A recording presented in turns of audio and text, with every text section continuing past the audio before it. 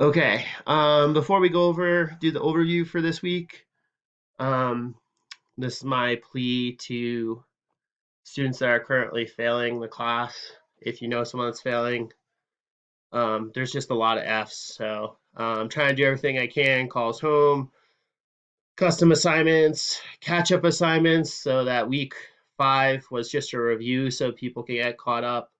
I know you guys are struggling. When I took away deductions for late work, it was as a way to encourage you guys to take your time and really get into the office hours and ask questions. It wasn't meant to have students wait till the last minute. I noticed even with the week 5, some people weren't starting until the day of.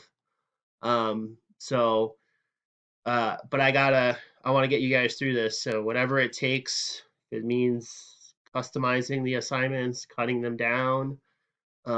If you can make your case, if you can reach out to me, I can do it. I think I've been really accommodating with this stuff. The other thing is, got some really good feedback from Czar. So shout out to Czar, trying to make the assignments so that you guys don't have to work through them before you ask questions and make the office hours more instructional. So for this week, I did make most of this overview of what we're looking at. So we're looking at 3 intermolecular forces with covalent molecules. And so I explain them and have videos that explain them and diagrams to walk you through it so you can get that background. And then we do some real world examples towards the end with viscosity and boiling and melting points and volatility. So those pieces will be done as I will actually do those as live demos on Wednesday and Thursday. So I'm splitting those office hours in half. So from 12 to 1, that's when I'll do the live demo. So if you get there at 12, you can watch as I go through them and then explain them as we go and ask questions as we go. So that will be more of an instructional piece.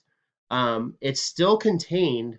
So realistically, if you watch the videos, because I'm going to do videos of what those demos are, you can still treat it as like a contained assignment, right?